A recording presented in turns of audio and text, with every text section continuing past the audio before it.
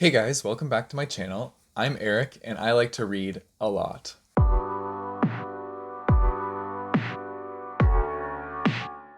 Today's video is going to be my February wrap up where I tell you guys about all the books that I read in the month of February. I read a total of 5 books and only some of them were good.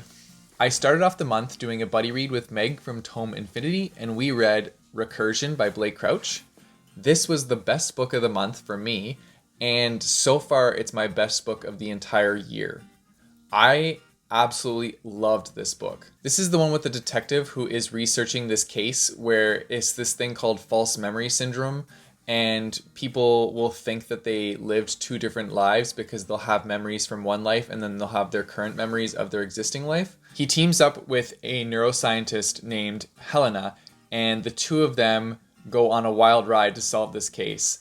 It was friggin' intense. I loved this book and I could not put it down. It was so hard to read only 50 pages every day for the buddy read because I just wanted to read it all in one day. I loved it so much, and I don't have enough good things to say about this book. It was just, I've literally been recommending this book to everybody since I've read it, and I recommend it to you as well. Then I did another buddy read with my friend Amanda from her channel, which is Pacific West Coast Northwest Life? No, I said that wrong. Pacific West Coast Life? One of these days I'm going to get it right, but Amanda, you know what it is. Just correct me. So we did a buddy read of Graceling by Kristen Kishore, and this book was... it was okay. It's I don't know. I didn't really resonate with it that much, and I found that a lot of it, I didn't feel like anything was happening, and when things were happening, they just happened, and then it was done with that, and then back to a lot of things not happening. It's one of those books where there's a lot of build up, and then when it actually gets to the event, there's not much to the event. So it's just build up and build up and build up, and then you're there. I don't know. Amanda felt the same way about it. I'm sure she'll talk about it in her wrap up as well. But yeah, this one we only gave, I think, a 3 out of 5. Or no, I gave this one a 3.5 out of 5 because with the fantasy aspect, it's still good and it still has a lot of world building and fantasy elements to it that I liked. I just found that the pacing of the book was overall kind of slow, and it wasn't as fast as I wanted it to be. There's a lot of setup in this book too for other books in this series because this is a trilogy, but yeah, so I ended up giving it a 3.5, and I believe Amanda gave it a 3. Also for Recursion, in case you didn't know, I gave that one 5 out of 5 because it's awesome. And if you don't know, this book is set in a medieval setting. Essentially, some people are born with special skills and they call it a grace. And our main character's special skill is for killing. These people can be told apart from others because they will have 2 different eye colors. And it's Katza's story about how she has coped with her grace and she learns some secrets that take her into other places in her world that she needs to explore. So yeah, overall, it's a mediocre book, and if you like fantasy, you could be into this. The pacing's just a little bit slow, but it's very character driven, and if you're a very character driven person, then I think you would enjoy this book. Then I had an arc of my choice, and I chose to do Just Breathe by Cami McGovern. This book is about a boy named David who has cystic fibrosis, and he is his school class president, and then a girl named Jamie who is dealing with depression and finds a friend in David. And they kind of have this bond that could potentially turn into more, but they're also dealing with being in high school and different grade levels. And so that is an issue kind of when you're in high school. I don't know about you guys, but if you remember back to my high school, if you're a grade 12 dating a grade 9, that's kind of taboo. So yeah. Anyways, they have to navigate those kind of situations while also dealing with David having cystic fibrosis. I enjoyed this book for what it was. I gave it a 4 out of 5. It was a good contemporary read, and I had been missing my contemporary. I would say that it's very similar to 5 Feet Apart. If any of you have read that book and you enjoyed that one, then you would probably like this one as well. Also has a high focus on the sick person's family and the other people in their life and how they are dealing with that.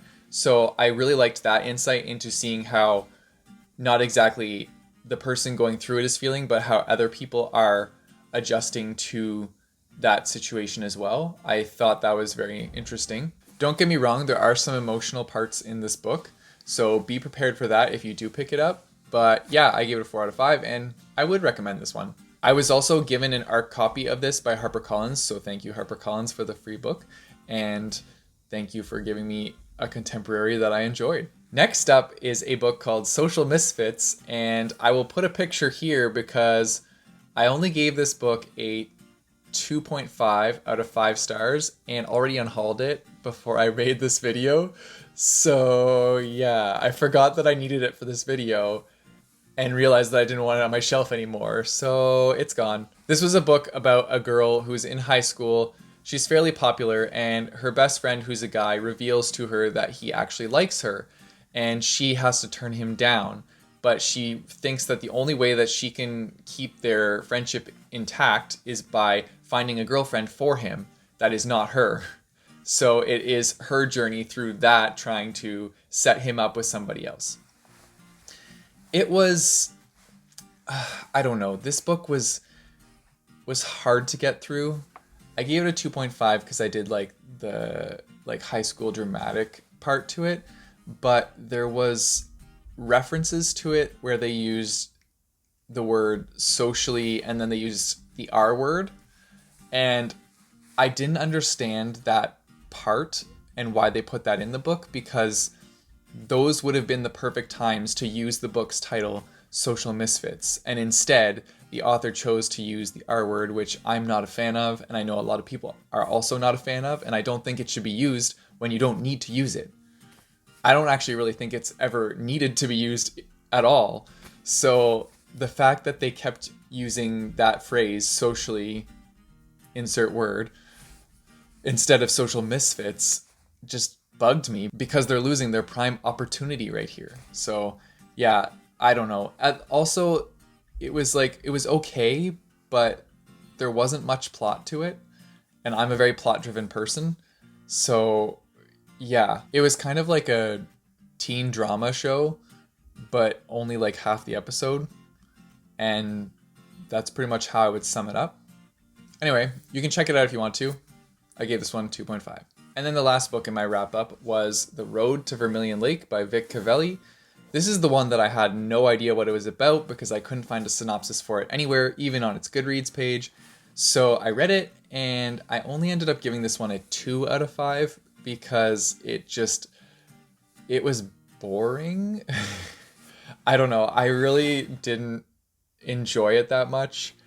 It was about this guy who is part of a construction company, and then this woman who is an architect comes along, and she's the one that's building this area that the construction company is working for, and he kind of falls in love with her, and she's very religious, and so I don't know, she's like super Catholic and trying to convert him to become Catholic so that they can get married and start a family together. And it was just, I don't know, there were lots of parts in this book that just really made me cringe, and I didn't know how to deal with that. I read through because I don't like DNFing them, and I thought that maybe potentially the ending could save the book. There wasn't much to it. This is another book that there wasn't much plot to it either, and I don't know. When it comes to books, like, I need a strong, solid plot. It's great if there's character development, and there's a lot of strong character development, but even the character development in this could not get it up to like higher than a 2-star rating for me. And that's that. And that's it for my wrap up for February. Those are all the books I read, and now I'm very excited to get into my March books. And now for some exciting news. Marcus and I bought a house. So we're going to be moving at the end of April into our new home, and we're very excited about it. I'm sure once it gets close to that time, well, once we actually get into our home, you'll see me in a new setup, and that will be Well, I don't know if it'll be very like new looking for you guys because you're still just gonna see the books behind me, but we'll be in a different room. But yeah, we're really excited about that and we can't wait to move. But yeah, that's it for my video, guys. You know the drill. Don't forget to like and subscribe. I post videos every Thursday, and until next time, keep on reading.